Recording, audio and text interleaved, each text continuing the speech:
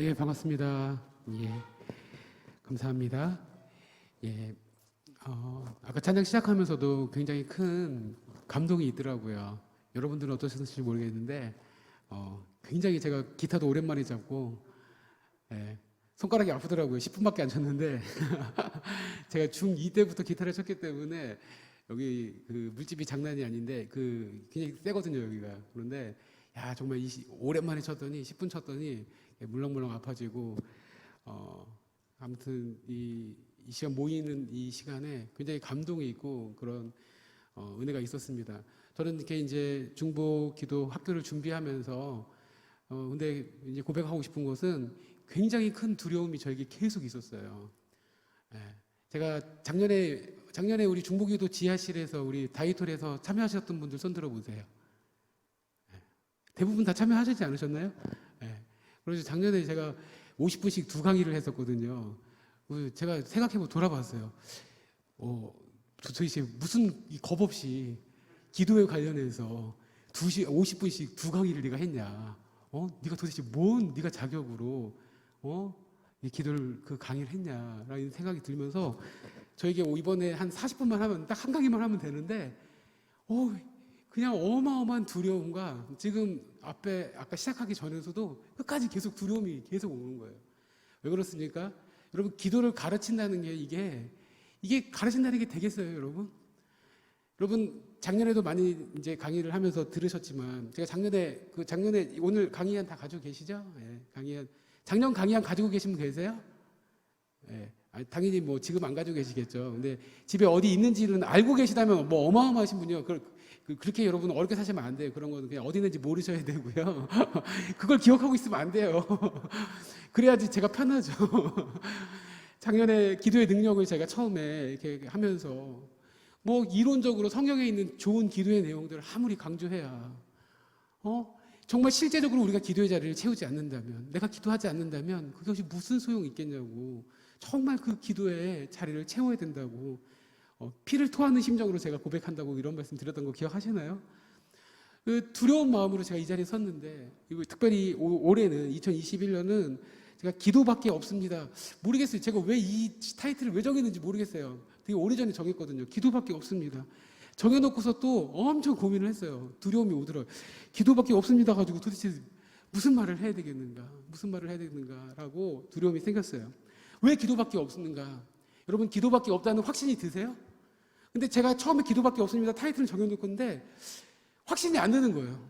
난 너무 많은 거야. 기도 말고도 다른 의지할 게 너무 많은 거예요.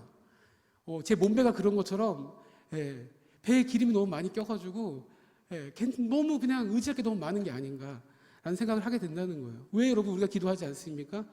너무 의지할 게 많은 거예요. 여러분 그러나 우리가 얼마나 하나님 앞에 연약한 자인지 알면은 우리는 기도할 수밖에 없다는 거예요. 그렇기 때문에 오늘 특별히 이 시간 다시 한번 우리가 깊이 깨달았으면 좋겠어요. 우리가 얼마나 하나님 앞에서 연약한 존재이고 약한 존재인지를 깊이 깨달을 수 있기를 소원합니다. 그래서 제가 1번 가져왔는데 돈, 권력, 명예, 지위, 실력, 자존심, 젊음, 건강 다 사라지고 시들게 되어 있습니다. 여기 다 웬만하면 저보다 다 연배들이 다 있으시잖아요. 제가 오래 살지는 않았는데 제가 이제 작년하고 올해부터 굉장히 많이 느끼는 게 제가 언제도 얘기했지만 제가 많이 늙더라고요. 저도 안 늙을 줄 알았는데 머리가 빠지고 그냥 이빨이 흔들거리고 안 그럴 줄 알았는데 무릎이 시큰거리고 이게 무릎이 살짝 제가 좀 운동을 하다 다쳐가지고 되게 멀쩡해 보이지만 이게 무릎이 조금 아파요. 그래가지고 병원을 가야 되는데 병원 한번 갔다 오긴 했는데 또 이게 또 커질 것 같아가지고 겁나서 못 가고 있어요. 젊음을 유지할 수 있을 거라고 생각했는데 건강할 거라고 생각을 했었는데 아니요, 다 없어지고 사라지더라고요. 여러분 왜 기도하지 않습니까? 아직도 내 건강을 의지하고 있고 아직도 내 돈, 내 재력, 내 어떤 부모님의 백그라운드, 내 지위, 내 권력 여러분 의지하고 있지 않습니까? 그런 게 너무 많은 거예요. 그런 게 너무 의지할 게 많은 거예요. 살만한 거예요. 그러니까 하나님을 의지하지 않아요. 그러니까 기도하지 않아요. 여러분 회개해야 된다는 거예요. 여러분 사람 의지하고 돈 의지하고 실력 의지하고 기술 의지하고 여러분 그거 의지하기 시작하면 절대 기도의 사람으로 세워질 수가 없다는 거예요. 철저하게 우리가 이런 것이 다 없어지고 무너지고 없어질 것이고 기도만이 살 길임을 깊이 깨달아야 된다는 것이에요. 그래서 같이 한번 읽어보기를 원합니다. 시편 22편 6절이에요. 같이 한번 읽어볼까요? 시작. 나는 벌레요 사람이 아니라 사람의 회방거리요 백성의 조롱거리입니다. 성경의 고백이 뭐예요?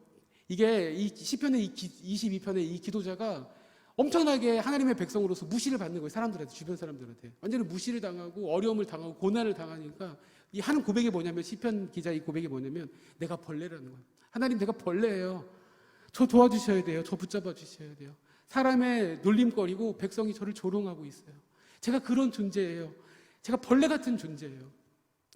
여러분, 하나님의 은혜를 철저하게 깨닫기 위해서 내가 하나님 앞에서 얼마나 정말 하나님의 그 존재 앞에서 인간이라는 존재는 너무 약하잖아요. 물론 하나님의 형상으로 창조된 정말 하나님께서 사랑하시고 존귀하게 여기시는 그런 존재지만 사실 인간의 이 연약함이라는 건 말로 다 할 수 없잖아요. 또 이사야 41장 4절 말씀인데요. 41장 4절 말씀 같이 한번 읽어볼까요? 시작. 지렁이 같은 너 야곱아, 너 이스라엘 사람아, 두려워 말라. 여호와가 말하노니 내가 너를 도울 것이니라. 내 구속자는 이스라엘의 거룩한 자니라. 아멘, 아멘. 지렁이 같은 너 야곱아. 이게 하나님께서 야곱을 향해서 불렀다는 거예요. 그래서 지렁이의 기도라는 책을 쓰신 목사님이 계시더라고요. 물론 저는 이제 이 책을 안 읽었는데 이 책이 좀 약간 논쟁이 좀 됐어요. 너무 이렇게 신비주의적인 것들이 있지 않냐라고 논쟁이 됐는데, 제가 여기 조금 가져온 내용은 그분이 이제 인터뷰한 내용이더라고요. 인터뷰한 내용은 뭐 문제가 없기 때문에, 그리고 이 인터뷰한 이 고백이 저는 맞다라고 보기 때문에 이 부분을 가져왔어요. 책이 맞는지 좀 논쟁이 되는 부분은 저는 제가 잘 모르겠어요. 제가 읽지 않았기 때문에. 그러나 그분의 고백은 이 부분은 저는 맞다고 봅니다. 뭐냐면 은사보다 성품이 더 중요하고 성품보다도 삶이 더 중요하다. 그런데 아무리 온전한 성품을 갖추고 있고 또 신실한 삶을 살아도 우리 삶에는 고난을 완전히 극복할 수가 없다. 우리가 하나님 앞에서 단독자로 섰을 때 고백할 수밖에 없는 것은, 하나님, 나는 은혜 없이 살 수 없는 지렁이입니다. 지렁이 주제에 기도도 잘 안 하면 이 험한 세상 어찌 살 수 있겠습니까? 그냥 입으로 하는 기도가 아니라 온몸으로 최선을 다해서 꿈틀대면서 드리는 기도, 그것이 바로 지렁이의 기도라고 이렇게 고백을 하시더라고요. 여러분, 깨달아야 돼요. 우리가 하나님 앞에서 하나님의 은혜 없으면 살 수 없는 지렁이 같은 존재라는 것을 깊이 깨달아야 된다는 거예요. 너무 우리가 잘 살아요. 너무 잘 살고 너무 편안해요. 그래가지고 배불러가지고 기도 안 해도 그냥 자동적으로 내 계좌에 있는 돈이 자동적으로 돈을 그냥 벌어주고, 어느 정도 뭐 연금도 있고, 그냥 부동산도 요즘에 막 시끌벅글, 우리 또 일산은 또 굉장히 부동산에 굉장히 그 상처가 많으신 동네잖아요, 사실은. 그런데 또 요즘에 그래도 조금 많이 올랐더라고요, 보니까. 많이 오르고, 전세도 막 없어지고, 저희 집도 좀 올라가지고 집주인이 판다고 그래가지고 지금 피곤한 게 뭐냐면, 지금 계속 그 부동산에서 집 보러 오셔가지고, 어제 토요일 날도 혼났어요, 우리 와이프한테. 부동산 사장님께서 볼 수 있겠냐고 해가지고, 뭐, 또 안 된다고 할 수가 없잖아요. 11시 반에 된다고 그랬는데, 그때 막 밥 준비하고 있었거든요. 아니, 30분이라도 뭐 1시간이라도 시간을 줘야지 된다고 하면 어떡하냐고, 이제 바로 이제 들이닥쳐서 집을 보셨어요. 된다고 제가 그냥 그렇게 했다가 엄청, 우리 집안에 있는 어르신께 굉장히 큰 화를 당했었는데요. 여러분, 우리가 너무 의지할 게 많아요. 부동산 그거 의지하고, 아니면 자녀 좀 잘 되는 거. 여러분, 그거 아무것도 아니잖아요. 사실 코로나로 인해서 지금 많이 변했잖아요. 지금 여행을 못 가니까 얼마나 답답하세요.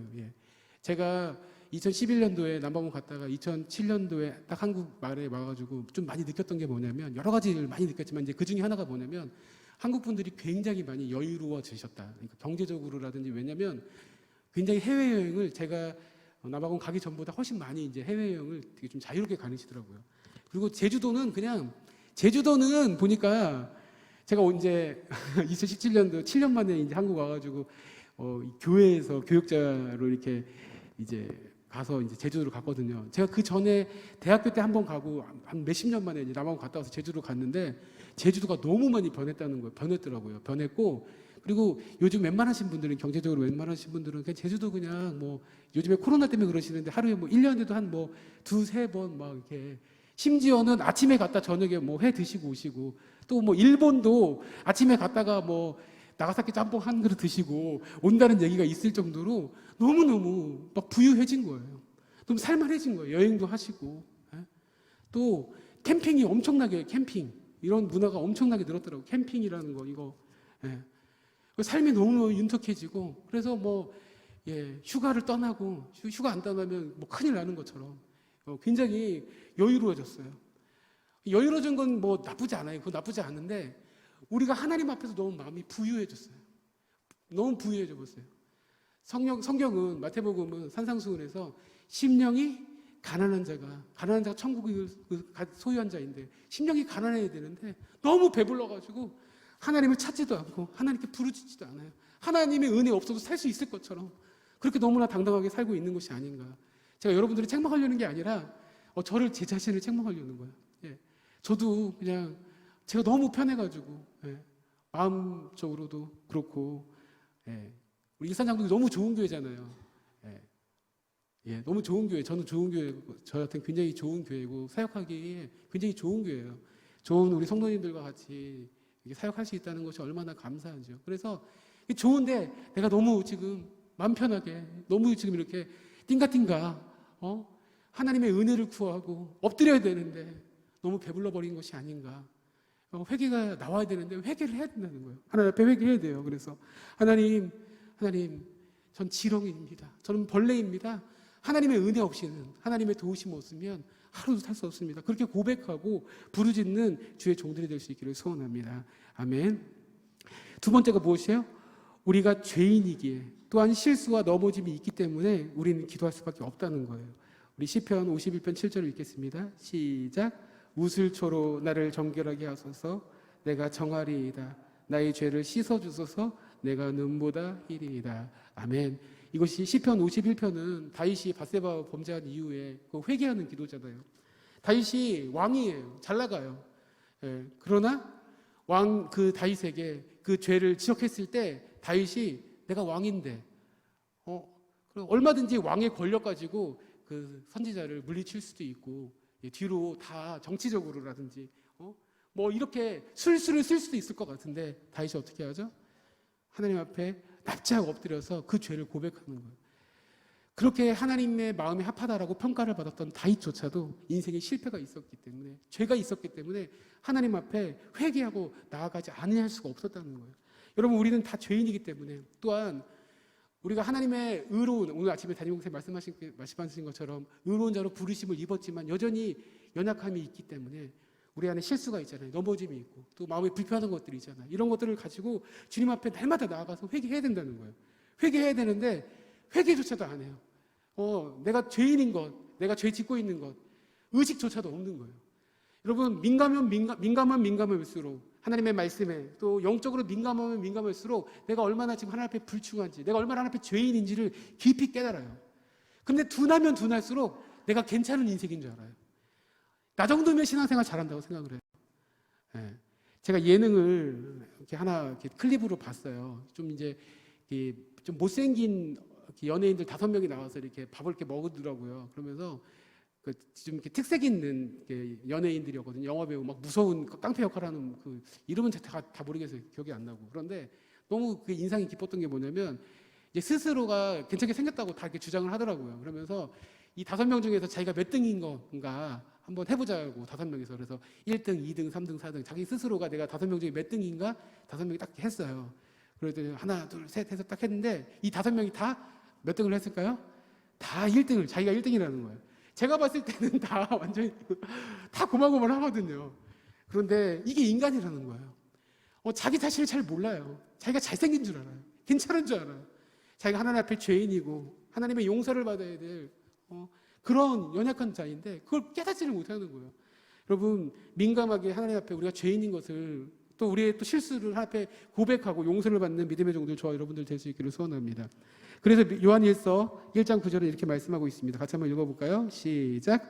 만일 우리가 우리 죄를 자백하면 그는 미쁘시고 의로우사 우리 죄를 사하시며 우리를 모든 불의에서 깨끗하게 하실 것이요. 아멘, 아멘. 하나님 앞에 날마다 회개하면서 하나님은 우리에게 거룩을 요구하시잖아요. 그렇기 때문에 이 죄 문제를 하나님 앞에 해결해야 된다는 거예요. 이제 처음에 초신자들이 이제 와가지고 이렇게 기본적인 복음의 교리를 이렇게 하잖아요. 그래서 하나님께서 사랑이신데 우리 인간이 죄인이다. 이 죄인이다. 그런데 가끔 이 자기가 죄인이라고 이렇게 설명을 드리면 이해를 못 하시는 분들이 있으세요. 초신자들 중에. 그래서 선생님께서 이렇게 죄를 지셨죠? 저는 죄인은 아닌 것 같은데요. 저는 그래도 나름 잘 살았는데요. 뭐 제가 그렇게 특별하게 잘못한 게 없는 것 같은데요. 라고 자기가 죄인이라는 것을 인정 못 하시는 분들이 가끔 계세요. 그러나 여러분 우리가 하나님의 말씀을 대하고 하나님 앞에 섰을 때 여러분 우리는 다 죄인이잖아요. 그렇기 때문에 회개할 수밖에 없는 것이죠. 회개가 있어야 된다는 거예요. 회개함으로 나아갈 수 있기를 축복하고요. 자, 세 번째 코로나, 한국교회의 위기, 개인의 위기, 가정, 자녀, 경제, 고난의 때에 기도밖에 없다는 것입니다. 그래서 야고보서 5장 13절에 이렇게 고백하고 있습니다. 같이 한번 읽습니다. 시작. 너희 중에 고난당하는 자가 있느냐? 저는 기도할 것이요. 즐거워하는 자가 있느냐? 저는 찬송할지니라. 아멘. 너희 중에 고난당하는 자가 있느냐? 제가 우리 작년부터 우리가 딱 중보기도 학교를 마친 이후부터 아마 2월 그 중후반부터 이 코로나로 한국도 굉장히 마비가 되었습니다. 정말 이런 세상이 올 거라고는 물론 역사 속에서 뭐 유럽에서 뭐 그런 역사들이 뭐 300년 이상 막 지속돼서 엄청난 유럽 인구의 뭐 3분의 1이 죽었다는 둥 흑사병으로 뭐 이런 역사적인 얘기는 들어봤지만 2020년에 이 코로나로 전 세계가 이런 일을 당할지는 정말 상상을 못했잖아요. 그래서 막 다들 코로나 이후에는 코로나 이전과는 다를 것이다. 막 그런 여러 가지 이런 강의들이 많이 나오더라고요. 이야기들이 많이 나오더라고요. 그리고 어떻게 될 거냐. 막 사람들이 막 불안해 하더라고요. 큰 이 고통의 시기잖아요. 그리고 많은 분들이 알게 모르게 특히 이제 사업을 하시는 분들, 자영업, 가게를 하시는 분들은 굉장히 큰 타격을 입으셨잖아요. 그래서 성도님들 중에도 알게 모르게 타격을 굉장히 많이 입으셨고 어려움을 당하셨어요. 개인적인 위기를 만나게 되었어요. 그런데 문제는 뭐냐면 코로나 때문에 어쩔 수 없다. 코로나 때문에 뭘 어떡하겠냐라고 이런 패배주의와 이런 그냥 어려운데 어쩔 수 없다라고 그냥 포기하고 자포자기하고 있는 우리의 모습이지 않았나라는 그런 생각을 들게 됩니다. 올해 들어서 우리 중보기도 팀도 이제 줌을 통해서 이렇게 이제 모임을 시작했는데 작년에 좀 더 빨리 시작했으면 어땠을까라는 좀 회개는 나오더라고요. 뭐라도 도전하고 시작을 했었어야 되는데 우리가 이게 푹 당하고 나서는 언제 끝나겠지, 다음에 끝나겠지, 좀 있으면 몇 달 있으면 끝나겠지 하면서 그냥 주저앉아 버렸어요. 고난의 때 정신을 바짝 차리고 지금 기도의 자리를 사수해야 되는데 고난은 현실인데 기도를 안 하는 거예요. 아유, 다 이렇게 어렵지. 누구는 지금 괜찮나? 나만 어렵나? 저 사람도 어렵지. 이렇게 그냥 무마를 해버리고 기도하지 않는 거예요. 여러분, 이것은 하나님 앞에 어리석은 자예요. 여러분, 고난할 때 고난을 당하는 자가 있느냐? 저는 기도할 것이요. 여러분, 이 시간 저와 여러분은 지금 기도할 때예요. 특별히 이 코로나로 인해서 한국교회가 땅에 떨어져 버렸어요. 한국교회가 땅에 떨어진 게 문제가 아니라 하나님의 이름이 땅에 떨어져 버렸어요. 우리 쉽게 주기도문 암송할 때 하나님의 이름이 거룩히 여김을 받도록 우리가 그렇게 기도해야 되는데 우리 성도들의 또 우리 교회 우리의 실패들로 인해서 우리의 연약함으로 인해서 하나님의 이름이 땅에 떨어져 버렸어요. 여러분, 이때 지금 저와 여러분이 해야 될 일은 무엇입니까? 여러분, 기도밖에 없다는 거예요. 기도를 해야 되는데 이 위기 가운데 기도를 하지 않고 그냥 주저앉아 있고 그냥 우울증에 빠져 있고 무너져 있는 것이 아닌가. 특별히 교회적으로도 조금 너무나도 많이 사실 기도가 필요합니다. 여러분들의 기도가 필요합니다.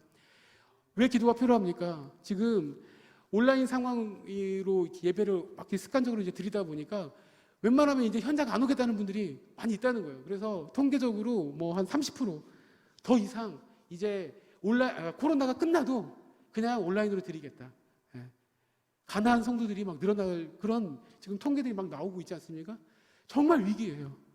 근데 이 위기 가운데 여러분, 하나님의 사람들이 깨어서 기도해야죠. 무엇을 하겠어요 지금? 코로나 때문에 어쩔 수 없어. 뭐 내가 뭐 한다고 되겠어?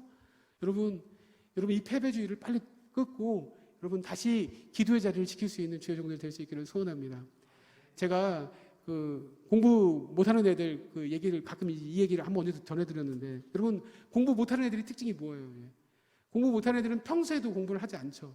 예. 당연히 평소에도 공부하지 않죠. 그런데 여러분 그래도 평소에 공부 안 해도 그래도 공부 좀 되는 애들이 있어요. 언제죠? 벼락치기. 벼락치기라도 하는 애들은 그래도 성적을 유지하고 돼요. 근데 공부 못하는 애들은 평소에도 공부를 안 하는데 벼락치기도 하지 않는다는 거예요. 내일이 시험이에요. 그런데 친구한테 전화해가지고 야, 시험 범위가 어디냐? 물어보는 거죠. 그 시험 범위 알아냈으면 공부를 해야 되잖아요. 그러면 공부를 시작 안 하고 어떻게 하냐면 책상을 정리해요. 한 3시간 책상 정리해가지고 피곤해가지고 엄마한테 얘기하죠. 나 엄마 새벽 2시에 깨워달라고. 그러면 새벽 2시에 깨우면 나 도저히 못 일어나겠다고 새벽 4시에 깨워달라고. 4시에 깨워놓으면 또 일어납니까? 절대로.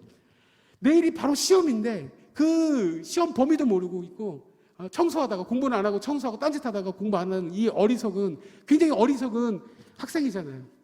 그 학생들은 부모님들이시니까 다 애들 키워봤으니까 왜 이렇게 공부 안 하냐고 닥달은 하셨지만, 여러분 지금 한국교회가 위기고 여러분의 가정이 위기고 우리 교회가 위기인데 지금 저와 여러분이 무엇이 해야 되겠어요? 여러분 벼락치기 기도라도 해야 될 거 아니에요. 지금 평소에 기도 안 했으면 이 위기 가운데 기도해야 되지 않겠습니까? 여러분 기도의 자리를 다시 회복하시고 다시 가정을 위해서, 여러분의 자녀들을 위해서, 교회를 위해서, 일산장로교를 위해서, 담임 목사님을 위해서 기도할 수 있는 저 여러분들 될 수 있기를 소원합니다. 작년에도 말씀드린 것처럼 저희 일산교회 한성국 담임 목사님을 위해서 여기 큰 교회 사랑의 교회니 여기 베델교회니 우리 일산에 큰 교회 있잖아요. 광성교회 이런 교회에서 기도 절대 하지 않으세요. 아마 안 하실 거예요. 여러분 누가 기도하셔야 되겠어요? 여러분 우리 일산장로교회 중보기도 특공대가 저희 담임 목사님을 위해서 기도하고, 그래서 하나님의 교회를 이끌어 가실 수 있도록 능력을 달라고 교육자들을 위해서, 중직자들을 위해서, 또 코로나로 고난당하고 있는 그런 성도들, 아파하고 있는, 눈물 흘리고 있는 그 성도들을 위해서 기도하는 주의 종들이 될 수 있기를 소원합니다. 시편 140편 12절 같이 한번 읽어볼까요? 시작. 내가 알거니와 여호와는 고난당하는 자를 신원하시며 궁핍한 자에게 공의를 베푸시느니라. 아멘. 우리가 고난하는 자가 하나님 앞에 기도할 때 그 고난 당하는 자를 하나님께서 변호해 주세요. 신원해 주시고 변호해 주시고 붙들어 주세요. 그 고난 당하는 자를 특별히 하나님께서 긍휼히 여겨 주세요. 그것을 믿음을 갖고 고난 당하는 자들을 위해서 기도하는 믿음의 종들, 저 여러분들 될 수 있기를 축복합니다. 자, 4번째, 시험에 들지 않기 위해서 기도밖에 없다는 것입니다. 마태복음 26장 41절도 같이 한번 읽어보겠습니다. 시작. 시험에 들지 않게 깨어있어 기도하라. 마음에는 원이로되 육신이 약하도다 하시고. 마태복음 6장 13절입니다. 시작. 우리를 시험에 들게 하지 마시고 다만 악에서 구하옵소서. 아멘, 아멘, 아멘. 예수님께서도 마지막 십자가를 그 앞에 두시고 겟세마네에서 땀방울이 핏방울이 되도록, 말씀이 어려워요. 그게 어떻게 그렇게 하면 그런 표현이 나올지 모르겠어요. 땀방울이 핏방울이 될 정도로 기도한다는 게 무엇일까? 그게 무엇일까 도대체? 겟세마네라는 그 뜻의 그 원어에는 그 원래 올리브 오일을 이렇게 짠다는 그런 의미가 있더라고요. 그런 것을 표현하시는, 그렇게 주석적으로 하시는 것들이 있더라고요. 예수님의 그 땀방울이 핏방울이 될 정도로 그 십자가의 그 문제 앞에, 그 시험 앞에 예수님께서 기도하셨고 또 제자들에게 그렇게 기도하라고 말씀하셨어요. 그리고 주기도문, 예수님께서 제자들에게 기도를 가르치시면서도 이 마지막 이 부분에 우리를 시험에 들지 말게 해달라고 기도하도록 하나님 명령하셨다는 거예요. 이렇게 시험에 들지 않도록 명령했는데 그냥 성도들이 맨날 그냥 시험 들어가지고 나서 뻗어졌어요. 그래가지고 그냥 좀 초신자가 시험에 들면, 제가 이제 사역을 하다 보면 목사님 저 시험 들었어요. 이제 이런 분들 있잖아요. 가끔 저 시험 들었어요. 그래서 좀 초신자나 그런 모르겠는데 권사님이 장로님이 나 시험 들었어요. 이러고 있으면 여러분 되겠어요? 안 되겠어요? 여러분 시험이 찾아와요. 사람은 감정적인 존재이기 때문에 이게 어떤 상황이든 어떤 사람 관계 가운데든 시험은 계속 찾아와요. 그렇기 때문에 깨어서 기도해야 된다는 거예요. 여러분 시험에 들지 않기 위해서 기도하는 믿음의 종들 저 여러분 될 수 있기를 소원합니다. 아멘. 자, 5번, 약함과 열등감이 오히려 주님께 나아갈 수 있는 통로가 된다는 거예요. 첫 번째가 다시 생각해서 우리가 지렁이이고 또 우리가 벌레라고, 우리가 그렇게 연약한 존재라는 것을 깊이 깨달으면 여러분 오히려 그게 그 약함과 열등감이 하나님 앞에 나아갈 수 있는 통로가 되더라고요. 제가 또 몇 번 이렇게 말씀을 드린 적이 있었는데, 간증을 드린 적이 있었는데, 지금까지 하나님께서 그래도 옥 목사를, 제가 자신을 옥 목사를 그래도 이렇게 아직 멀었죠. 이렇게 목사인데 이렇게 아직도 이렇게 수준이 낮고 아직도 부족하고 연약한 부분이 많은데, 그래도 하나님께서 목사로 이렇게 훈련시켰던, 그래도 하나님의 사람으로 훈련시키시고 준비시키셨던 과정 가운데 제 생각으로 제 인생 가운데 가장 중요했던 것은 뭐냐면, 제가 어린 시절에 굉장히 큰 열등감이 두 가지가 있었어요. 제가 고백을 한 적이 있었는데 열등감이 너무 컸어요, 어릴 때. 무슨 열등감이었냐면, 제가 공부를 못한다는 열등감. 제 앞에 있는 사람보다 제 뒤에 있는 사람이 2배는 됐거든요. 그런데 제가 열등감이 엄청났어요. 나는 이렇게 공부를 못할까. 왜냐면 저랑 좀 친한 애들은 막 서울대 간 친구들도 있고 막 이러니까 제가 따라갈 수가 없는 애들인 거예요. 막 이런 애들이니까 공부를 못한다는 열등감이 어마어마했어요. 그리고 우리 집이 가난하다는 열등감. 저희 집이 엄청 가난한 건 아니었거든요. 돌아놓고 보니까 제가 이 열등감 때문에 하나님 앞에 엄청 매달렸어요. 하나님 앞에 기도하면서, 하나님 저 도와주세요. 저 불쌍히 여겨주세요. 그래서 막 하나님 앞에 엄청 매달렸어요. 제가 이렇게 그래도 실력이 대단한 건 아니지만 독학으로 이렇게 기타도 치고 피아노도 코드로 띵가띵가 치고 드럼을 이렇게 띵가띵가 하고, 이게 할 수 있는 이유가 뭐냐면, 그 열등감, 가난이라는 열등감과 가난하다는 열등감과 또 공부를 못한다는 열등감 때문에 하나님 앞에 매달리면서 교회에서 맨날 찬양하고 기도하고, 하나님 앞에 막 매달렸어요. 막 그런 시간들이 좀 있었습니다, 어릴 때. 그래가지고 그게 오히려 하나님 앞에 더 가까이 나아갈 수 있는 굉장히 귀한 통로가 됐더라고요. 근데 그때는 힘들었어요, 물론. 그 중고등학교 때 너무 힘들었어요. 너무너무 제 기억으로 힘들고 어려웠어요. 그리고 이제 제가 이제 대학 가면서 좀 머리가 좀 트였어요. 좀 그때부터 공부를 못한다는 열등감이 있었는데, 대학 가면서부터 좀 이제 머리가 트이고, 제가 공부 못한다는 열등감이 있었는데 남아공으로 유학까지 갔지 않습니까? 제가 유학 가가지고 이제 목사님들이랑 밥을 막 먹으면서 이제 얘기를 하는데, 그때 이제 깨달은 게 뭐였냐면, 저보다 이 목사님이, 앞에 계신 목사님이 공부를 더 못하셨고 저보다도 대학도 더 나오셨는데도 전혀 열등감이 없더라고요. 그래서 제가 그때 깨달았죠. 내가 어릴 때 속았구나. 그 열등감 때문에 속았구나. 나 열등감 안 가져도 되는데, 나보다 공부 못하시는 분이 이렇게 그냥 열등감 없이 기쁨으로 인생을 사셨는데, 또 어떤 분을 또 얘기를 하는데, 정말 저는 상상할 수 없을 정도로 찢어지게 가난하셨던 분이 있더라고요. 그런데 열등감이 하나도 없는 거예요. 그냥 상처도 하나도 없으시고 밝게 사신 거예요, 건강하게. 내가 그때 또 깨달았죠. 내가 속았구나. 내가 그거 속았구나. 속긴 했는데 뭐가 있었냐면, 또 하나님께서 주신 마음이 뭐냐면, 그 열등감과 그 부족을 느끼니까 간절하게 하나님 앞에 매달릴 수 있었던 것 같아요. 그래도 더 막 이렇게 죄 짓는 일이라든지 더 하나님을 떠나는 일들에 나아가기보다는 하나님의 은혜를 구하기 위해서, 하나님 저 불쌍히 여겨주세요. 하나님 도와주시지 않으면 저 안 돼요. 저 하나님 이 실력 가지고 저 어떡합니까? 저 불쌍히 여겨주세요. 라고 하나님 앞에 기도할 수밖에 없었던 것 같아요. 그래서 그나마 여기까지 다행히, 대학도 그래도 제가 저희 때부터 이게 복수 지원이 됐거든요. 제가 96학번인데 복수 지원이 돼가지고 막 경쟁률이 갑자기 막 80대 1, 어떤 데는 141대 1, 제가 썼던 학교가 막 이랬어요. 한 군데는 이제 그래도 한 20대 1이었나 싶은데, 제가 기억이 안 나. 이렇게 뭐라고 하죠? 추가 합격. 제가 추가 합격 7번으로 아무튼 재수 안 하고 들어가고, 또 아무튼 신대원도 그냥 들어가고, 다음에 들어가고, 공부 못한다는 열등감이 있었지만 또 그냥 박사까지 공부하려고 막 몸부림치고 살았던 것 같아요. 여러분, 혹시 여러분 가운데 지금 고난이 있고 내 문제가 약함이 있다고 생각하십니까? 이 문제가 있다고 생각하십니까? 여러분 다시 기도의 자리를 나가셔야 되잖아요. 여러분 뭐 하겠어요? 기도밖에 없잖아요. 목회를 하면서 성도님들의 기도 제목을 들을 때마다 정말 목회 중에 정말 힘든 게 그런 거예요. 여러 가지 설교 준비도, 강의도, 가르치는 것도 이런 사역들도 어렵지만, 정말 어려운 게 뭐냐면, 마음이 어려운 게 뭐냐면, 성도님의 기도 제목을 들었을 때 어떤 경우에 답이 없잖아요. 다 멀쩡해 보이지만 다 나름대로 문제가 있고 아픔이 있으세요. 경제적인 문제가 있고 어떤 질병의 문제가 있고 인간관계에 꼬여있는 문제가 있는데 해결해 줄 수 있는 방법이 없는 거예요. 어떻게 대답을 해줄 수가 없는 거예요. 대답조차 해줄 수 없는 거예요. 제가 뭘 해줄 수가 있겠어요. 여러분, 기도밖에는 방법이 없는 거예요. 뻔하지만 할 말이 지사님 기도하겠습니다 밖에 할 말이 없는 거예요. 여러분, 하나님 앞에 다시 기도의 자리를 지키고 그래서 기도할 수 있는 믿음의 종들, 저 여러분들 될 수 있기를 소원합니다. 아멘. 그래서 자, 기도밖에 없습니다. 첫 번째 꼭지가 뭐냐면 우리가 우리의 연약함을 알면 기도밖에 없다는 것이 답이 나온다는 것이고, 그 다음에 이제 첫 번째, 두 번째밖에 안 만들었어요. 두 번째가 뭐냐면 같이 한번 읽어볼까요? 시작. 하나님을 하나님으로 안다면 기도밖에 없음을 알게 된다는 거예요. 여러분, 하나님의 형상으로 창조된 우리는 하나님과 기도로 교제할 때만 행복합니다. 기도함으로 하나님과 교제하고 기도함으로 하나님의 말씀을 깊이 깨닫고 이해하게 된다는 거예요. 창세기 1장 26절 27절에 보면 우리는 하나님의 형상으로 창조되었어요. 여러분, 인간과 동물, 개와 사람의 근본적인 차이가 뭐예요, 여러분? 여러분, 요즘에 강아지들 많이 키우시니까 그냥 강아지를 딸과 아들로 막 생각하시면서 키우시더라고요.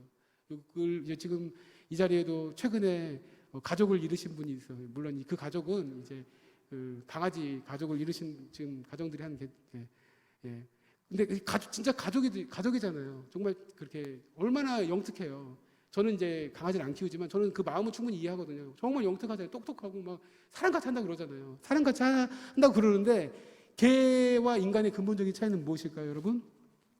여러분, 개는 찬송가를 못 불러요. 예. 그게 무슨 말이냐면 개는 하나님을 그냥 그 하나님 형상으로 창조된 존재가 아니기 때문에 그 영적인 존재는 아니에요. 그냥 인간만이 하나님의 형상으로 창조됐어요. 그렇기 때문에 인간하고 개는 비교할 수가 없어요. 그래가지고 내 개가 빠지고 다른 사람이 빠졌는데 내 개를 먼저 구하겠다 이런 생각을 하시면 이건 잘못된 거예요, 여러분. 여러분, 사람은 하나님의 형상으로 창조되었어요. 그걸 비교할 수가 없어요. 그 가치를. 내 개가 귀하다고 생각하시면 안 돼요, 여러분. 영원히 귀해요. 왜요? 하나님의 형상으로 창조되었기 때문에. 여러분, 우리는 하나님의 형상으로 창조되었기 때문에 하나님과 교제할 때만 행복할 수 있어요. 예. 돈 많다고 여러분, 돈 많으면 좀 편할 수 있겠죠. 여러분, 돈 많아도 여러분 문제 있더라고요. 돈 많아도 부자라도 그것 때문에 또 싸움이 일어나더라고요. 예. 하나님의 형상이기 때문에 저와 여러분은 영적으로 깨어서 하나님과 교제할 때만 여러분 정말 행복할 수 있고 만족할 수 있어요. 하나님을 알 때 여러분 우리는 생명력을 누릴 수가 있어요. 그러니까 하나님과 교제해야 되잖아요. 기도의 교제가 없이 어떻게 하나님의 형상으로 그 기도의 교제 없이 하나님을 깊이 깨닫고 그 하나님과 교제할 수 있겠습니까? 기도 없이 어떻게 그 하나님의 그 은혜를 누릴 수가 있겠습니까? 에베소 3장 18절 19절 다시 한번 읽어볼까요? 시작. 능히 모든 성도와 함께 지식에 넘치는 그리스도의 사랑을 알고 그 너비와 길이와 높이와 깊이가 어떠함을 깨달아 하나님의 모든 충만하신 것으로 너희에게 충만하게 하시기를 구하노라. 아멘. 바울이 성도들을 향해서 기도하는데 능히 모든 성도와 함께 지식에 넘치는 그리스도의 사랑을 알도록, 그리스도의 사랑을 성도들이 알도록 그 깊이와 넓이와 높이를 알게 해달라고 그 하나님의 성령의 은혜를 부어달라고 그렇게 하나님 앞에 간구했다는 것이에요. 저와 여러분의 가정을 위해서, 여러분의 자녀들을 위해서, 또 여러분의 새 식구들을 위해서 하나님의 사랑을 깨달을 수 있도록 주님 성령의 은혜를 부어 주시옵소서. 하나님의 그 역사의 놀라운 크심에 크고 넓은 깊이 그것을 어떠함을 알도록 주님 성령의 충만한 은혜를 부어 달라고 여러분 기도해야 된다는 거예요. 여러분, 그 기도하지 않고 그 하나님의 그 크심도 모르면서 그냥 얄팍한 우리의 지식과 우리 생각 가지고 살면 여러분 이건 하나님의 백성의 삶이 아니라는 거죠.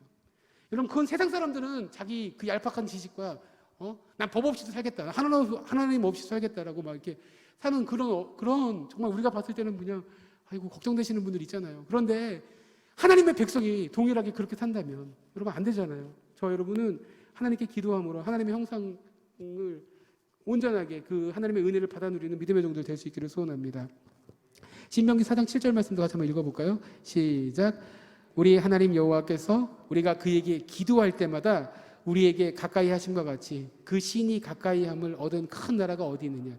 우리 이스라엘 백성들 하나님 앞에 기도할 때마다 하나님께서 가까이 하시고 그 신이 가까이 하셨다는 거예요. 우리가 기도할 때 하나님께서 우리가 가까이 하세요. 우리가 교제하세요. 우리가 기도할 때 그 신이 가까이 하세요. 여러분, 근데 기도하지 않고 하나님 가까이 하지 않고 어떻게 여러분 살 수가 있겠어요, 여러분? 아니죠. 여러분, 그래서 가까이 할 수 있어야 된다는 거예요. 두 번째, 시간이 없어가지고 하나님은 우리 아버지, 그리고 우리는 하나님의 자녀예요. 하나님의 자녀는 기도해야만 살 수 있어요. 기도는 우리의 존재 그 자체예요. 하나님이 그렇게 만들어 놓으셨다는 거예요. 예수님께서 주기도문을 가르쳐 주셨어요. 그 주기도문의 시작이 무엇입니까? 하늘에 계신 우리 아버지. 그것이 예수님이 가르쳐 주신 주기도문의 특징이라는 거예요. 이 제자들이 예수님께 기도를 가르쳐 달라고 했는데 사실 제자들이 유대인들이기 때문에 어릴 때부터 기도를 훈련받은 사람들이에요. 아주 기도에 특화된 사람들이에요. 유대인들은 굉장히 기도를 철저하게 막 금식하고 기도하고 이런 것들이 훈련된, 제자들도 그래서 기도할 줄 알았어요. 그런데 예수님의 기도를 보면서 뭔가 다르다는 것을 캐치했는데 그 다른 것 중에 가장 핵심이 뭐냐면 바로 하늘에 계신 우리 아버지라고 예수님께서 기도하시는 것을 제자들이 캐치했고 그래서 기도를 가르쳐 달라고 했다는 것이에요. 왜 아버지, 예수님께서 아버지 기도했다, 왜 이것이 특이한 기도냐면 요아킴 예레미야스라는 신학자가 그 당시에 많은 유대 문헌들을 검토한 이후에 결론 짓기를 하나님 아버지라고 부르시면서 기도한 분은 오직 예수님밖에 없다는 거예요. 왜냐하면 유대인들 입장에서는 하나님을 아버지라고 부르는 것 자체가 굉장히 신성모독하다는 생각을 하는 거죠. 하나님의 이름 자체를 부르지 못하게, 여호와라는 단어, 사실은 그 단어는 히브리어로 그렇게 부르질 않아요. 야훼 이런 거 히브리어 원래 그렇게 부르지 않는 거예요. 아도나이로 원래 불러요.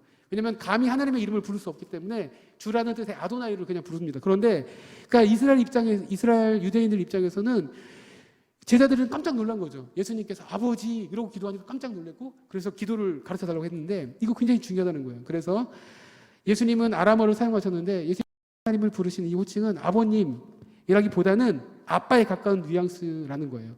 유대인들 입장에서는 굉장히 신성모독한 그런 발언이라는 것이죠. 하늘에 계신 우리 아버지는 밀러라는 학자는 기도의 황금문이라고 칭했어요. 누구나 하나님 앞에 다가가기를 원하는 사람들은 이 황금문을 통과해야 된다. 하나님 아버지, 하나님 아버지. 제가 작년에도 강조를 했었는데 기억하실런가 모르겠습니다. 예. 여러분 우리의 기도 뭐 미사 여고 다 필요 없어요. 하나님 아버지, 기도 시간에 앉아서 아버지, 그 고백하는 시간에 다 거기서 끝나느냐 안 끝나가 결판이 나요. 아버지의 이름을 부르면서 그 하나님 아버지가 깊이 묵상이 되어지고 내가 하나님의 자녀인 것이 분명하게 십자가에서 이루신 그 구원의 능력이 분명해지고 그가 아버지라는 그 한 딱 외침을 할 때 하나님과 연결이 되면서 그 기도가 정말 딱 시작이 되잖아요. 제가 말씀드리는 거는 뭐 다 아시는 얘기시죠 지금? 예. 모르는 것처럼 보게 하셔가지고 아니죠, 다 아시죠? 예. 뭐 그렇게 믿어요. 분명히 하나님 아버지 할 때 여러분 그 기도가 시작되잖아요. 예. 물론 맨날 그렇게 되지는 않죠. 어떤 날은 되게 밋밋하죠. 아버지 해도 밋밋해져. 그런 날이 있는가 하면 기도가 되는 날은 아버지 하면 다 끝나잖아요. 제가 무슨 말 하시는지 아시죠? 예, 작년에도 했으니까 아실 거라고 믿고요. 요한복음 20장 17절 말씀 같이 한번 읽습니다. 시작. 예수께서 이르시되 나를 붙들지 말라. 내가 아직 아버지께로 올라가지 아니하였노라. 너는 내 형제들에게 가서 이르되 내가 내 아버지 곧 너희 아버지 내 하나님 곧 너희 하나님께로 올라간다 하라 하시니라. 너희 아버지 내 하나님 곧 너희 하나님께로 올라간다라. 너희의 아버지, 예수님께서 너희의 아버지라고 우리 아버지라고 하나님을 칭하도록 말씀하셨어요. 그리고 로마서 8장 14절 15절에 무릇 하나님의 영으로 인도함을 받는 사람은 곧 하나님의 아들이라. 너희는 다시 무소하는 종의 영을 받지 아니하고 양자의 영을 받았으므로 우리가 아빠 아버지라고 부르짖느니라. 갈라디아서 4장 6절 같이 읽습니다. 시작. 너희가 아들이므로 하나님이 그 아들의 영을 우리 마음 가운데 보내사 아빠 아버지라 부르게 하셨느니라. 하나님을 향해서 아버지라고 부를 수 있는 특권을 우리는 가지고 있다는 거예요. 뒤로 넘겨보시면 우리는 기도의 기조를 통해서 아버지를 닮아가는 자녀라는 것입니다. 제가 어릴 때, 제가 한번 언제도 설교할 때 말씀드렸었는데 제가 아주 어릴 때 길을 가고 있는데 어떤 분이 모르는 분이 야 꼬마야 너 옥장로님 아들이구나 딱 그러시는 거예요. 그래서 예? 어떻게 하셨어요? 그러니까 너 아버지랑 똑같이 생겼다 그러시는 거예요. 그래서 그때는 듣는데 기분 나쁘더라고요. 내가 아버지보다 더 잘생겼는데 그래가지고 왜 이렇게 똑같다 그러지? 아무리 거울을 봐도 저는 제가 아버지 닮은지 모르겠어요. 제가 아버지보다 더 잘생겼다고 막 이제 박박 우기려고 그랬는데 사실은 저희 아버지는 정말 제가 어릴 때도 정말 잘생기셨어요. 저는 뭐 아버지 사실은 따라갈 수 없을 정도인데 어느 날 사람들이 막 닮았다고 그러는데 중학교 때 아침에 이제 학교 가려고 화장실에 딱 들어가서 거울을 보는 순간 깨달았어요. 거울 앞에 아버지가 계신 거예요. 그래서 내가 아버지가 닮았구나. 그래서 이제 결혼을 해가지고 이제 이렇게 삼겹살을 먹는데 제가 이게 마늘을 찾더라고요. 그래서 마늘을 막 찾는데 딱 떠오르더라고요. 그 삼겹살을 구울 때마다 마늘을 찾던 우리 아버지의 모습이 떠오르는 거예요. 엄마가 마늘 없다고 그냥 먹으라고 그러면 마늘 없이 어떻게 삼겹살을 먹냐고 아버지가 마늘을 찾으시는데 저도 그 삼겹살을 먹는데 마늘을 찾고 있는 제 모습을 보면서 그 그 아버지의 향기가 소락소락 올라오더라고요.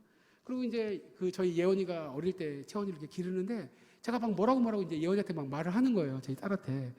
그런데 어디서 많이 들어본 말이에요. 어디서 들어봤지 이게? 그랬더니 우리 아버지가 하시던 말 그런 표현들을 제가 막 이렇게 하고 있는 거예요.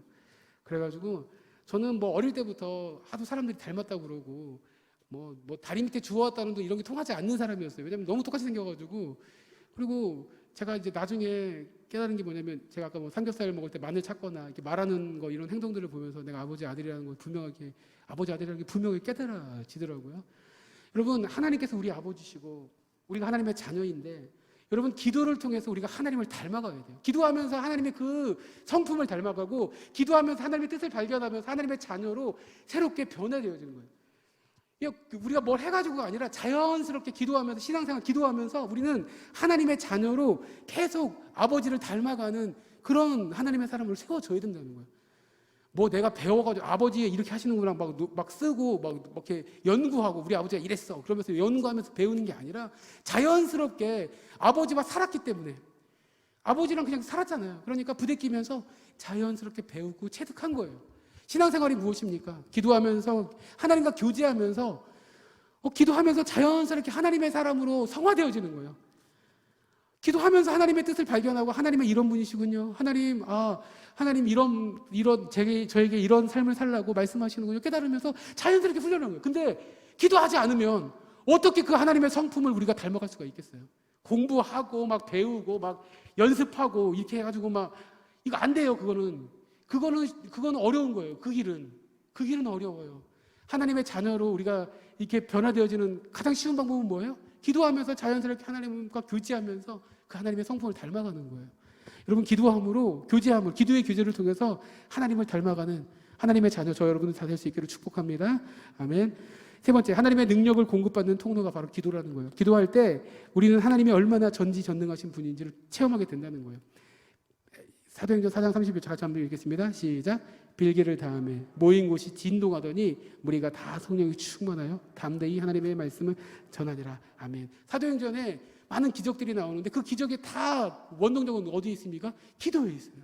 기도할 때 하나님의 은혜와 능력을 공급받을 수 있어요. 기도하지 않고 왜 이렇게 기적을 바래요? 기도하지 않고 왜 이렇게 복권 당첨을 바라고 유행을 바라고 기도하지 않으면서 하나님 앞에 기도하면서 하나님 도와주세요. 불쌍히 여겨주세요. 붙잡아 주셔야 돼요. 여러분 누가복음 지금 시간이 별로 없어가지고 마음이 급해졌네. 누가복음 15장에 보면 돌아온 탕자 있잖아요. 탕자가 막 지 혼자 그냥 아버지가 재산 주시면 얼마든지 내가 멋지게 인생 살아볼 수 있을 거라고 생각했어요. 착각이었죠. 다 날리는 거죠. 다 날리고 주염 먹으면서 그거 먹으면서라도 버티려고 했어요. 그런데 주염 열매조차 먹을 수 없는 상황이 되자 아버지께 돌아갈 생각을 하게 됐어요. 아버지 얼마나 풍족한데 내가 지금 여기서 주염 열매 찾으면서 살고 있나? 그때 깨달으면서 아버지께 돌아가게 되는 거죠. 여러분 우리가 믿는 하나님 아버지는 풍족하세요. 그분에게는 넉넉하세요. 여러분 그분에게는 부족이 없으시고 그분에게는 연약함이 없으시고 그분에게는 못하실 것이 없으세요. 여러분 능력 많으신 그분께 구하지 않고 누구에게 구할 수 있겠습니까? 누구한테 가서 우리가 하소연하겠어요? 하나님 앞에 나아갈 수 있는 주의 종들 될 수 있기를 소원합니다. 네 번째, 하나님의 백성이 거룩해지는 통로이라는 거예요. 디모데전서 4장 5절 시작. 하나님의 말씀과 기도로 거룩하여 짐이라. 아멘. 기도함으로 말씀과 기도로 거룩해진다는 것입니다. 다섯 번째 시작. 기도하지 않는 것은 하나님을 무시하는 것이요 죄를 짓는 것이요. 자 보세요. 하나님이 계세요. 근데 내가 기도를 안 해. 뭘까요 이게? 하나님 계세요. 하나님 살아계세요. 내가 기도를 안 해. 뭘까요? 하나님을 무시하시는 거고 하나님 기도하지 않는 건 죄예요. 어떤 면에서는. 그래서 사무엘이 고백하는 것도 같이 한번 고백하고 시작. 나는 너희를 위하여 기도하기를 쉬는 죄를 여호와 앞에 결단코 범하지 아니하고 선하고 의로운 길을 너희에게 가르칠 것인지. 아멘. 예수님께 기도를 배워야 됩니다. 성경을 통해서 기도를 배우는 그런 저 여러분들 될 수 있기를 소원합니다. 자, 기도밖에 없다는 것 우리가 첫 번째가 내 연약함을 깨달을 때 그리고 하나님이 하나님 되심을 알 때 우리는 기도밖에 없다는 답을 얻게 된다는 거예요. 기도밖에 답이 없다는 그런 결론을 도출하는 믿음의 종들 저 여러분들 될 수 있기를 소원합니다. 세 번째 중보기도를 가지고 나왔는데 중보기도는 고난을 당한 자를 위해 함께 기도하는 것 아니겠습니까? 남을 도와주는 기도를 하는 것이에요. 저와 여러분은 왕 같은 제사장입니다.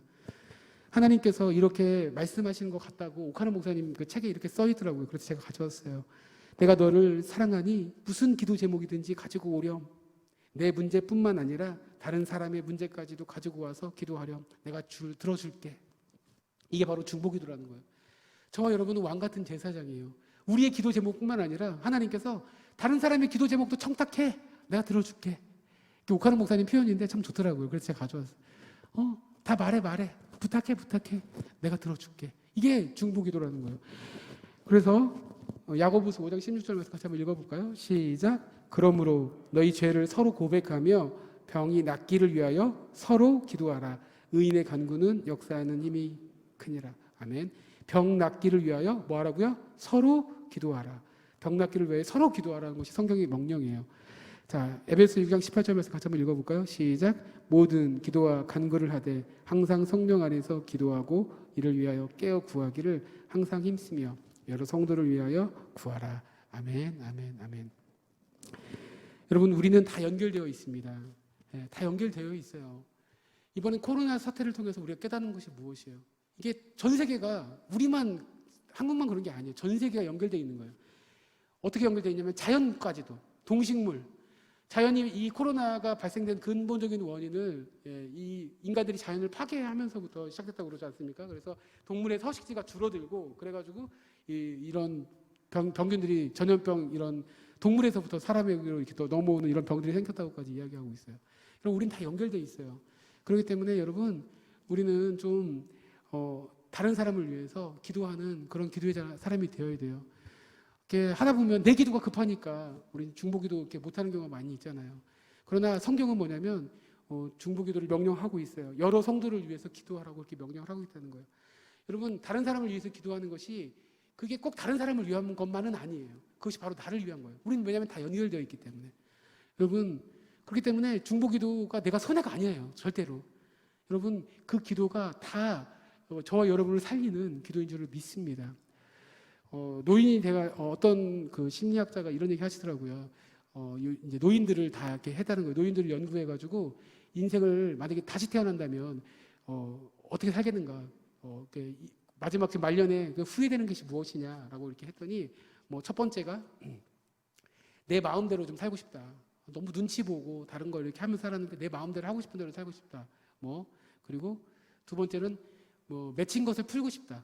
맺힌 게 많대요. 그래서 그냥 속상해가지고 아까 시험 들어가지고 그냥 맺힌 게 많은데 어르신들이 이제 고백하는 게 내 마음대로 살고 싶다, 맺힌 것을 풀고 싶다. 그리고 세 번째가 나누고 싶다라고 이렇게 고백을 하시더라고. 나누고 싶다. 근데 어떤 이제 그 심리 상담하시는 그 전문 의사신데 상담하는 전문 의사가 그 어떤 환자는 이렇게 고백하더래요. 자기는 다른 사람한테 신세 진 것도 없고 신세 질 일도 없었고 그래서 나는 떳떳하고 당당하다는 거예요. 그러니까 나는 경제적으로 다른 사람한테 신세를 지거나 이렇게 하지 않았다는 거예요. 그래서 그 의사 선생님이 물어봤다는 거예요. 그 환자 그분에게 여기 병원에 오실 때 뭐 타고 왔냐고 어떻게 오셨냐고 그러니까 버스 타고 왔다는 거예요. 그러니까 그러면 버스한테 신세를 진 거네요. 이렇게 의사가 말했다는 거예요. 그러니까 저 버스비 냈는데요. 그러니까 의사 선생님이 말씀하시는 거예요. 그 버스비가 있어도 버스가 없으면 그리고 버스를 운전할 수 있는 기사가 없으면 그 버스비가 무슨 소용이냐고. 그 버스비를 냈어도 당신이 버스와 또 버스 운전사가 있어서 안전하게 여기까지 온 거 아니냐고. 여러분 우리의 인생은 이렇게 뭐든지 다 연결되어 있는 거예요. 다 이게 버스를 타는 것도 여러분 다 다른 사람의 버스 기사가 있으니까 그 도움을 받아서 우리가 오는 거예요. 택시 운전수가 있고 교회도 마찬가지고 성도들은 하나님의 백성들은 다 연결되어 있어요. 우리 집사님이 있기 때문에 내가 있는 거고, 우리 다 연결되어 있기 때문에 우리는 우리 지체들을 향해서 기도해야 된다는 거예요. 기도의 책임이 우리 가운데 있다는 거예요. 여러분 정말 오늘 말씀드린 것처럼 이 코로나 위기잖아요. 정말 위기예요. 한국교회 위기예요. 한국교회 위기면 일산장로교회는 위기가 아닐까요? 일산장로교회도 위기예요. 똑같이. 왜냐하면 한국교회 안에 일산장로교회가 있어요. 우리 한국교회 성도들 다 동일하게 지금 직장 생활하면서도 그냥 예수 믿는다는 것 때문에 욕먹고 교회 갔다 왔다고 말도 편할 수 없는 교회 갔다 왔어? 교회 갔다 온 사람 막 손들라고 그러고 막 써내라고 그러고 막 이런 지금 그런 어려움을 저와 여러분이 성도들이 겪고 있는 거예요. 그거는 다른 사람의 문제가 아니라 바로 우리의 문제고 나의 문제예요. 여러분, 우린 다 연결되어 있기 때문에 우리 교회를 향해서, 또 우리 성도들을 향해서, 우리 중직자들을 향해서, 우리 목사님과 또 우리 교회 사역들을 위해서 저 여러분이 뜨겁게 다시 기도할 수 있는 그런 은혜, 하나님의 사람들 될 수 있기를 소원합니다. 다른 거 의지할 것도 없습니다. 기도밖에 없습니다. 같이 한번 우리 외치겠습니다. 따라하겠습니다. 기도밖에 없습니다. 기도밖에 없습니다. 확신하십니까? 확실하십니까? 기도밖에 없는 것이? 이 시간 우리 같이 한번 들은 말씀을 기억하면서 우리 한번 이렇게 소리내서 같이 한번 기도하고요. 제가 기도하고 축도로 예배를 마치겠습니다. 한번 우리 들은 말씀을 기억하면서 기도밖에 없습니다. 다시 기도의 자리를 지키게 하여 주시옵소서. 우리 간절히 기도하며 나가겠습니다. 기도합니다.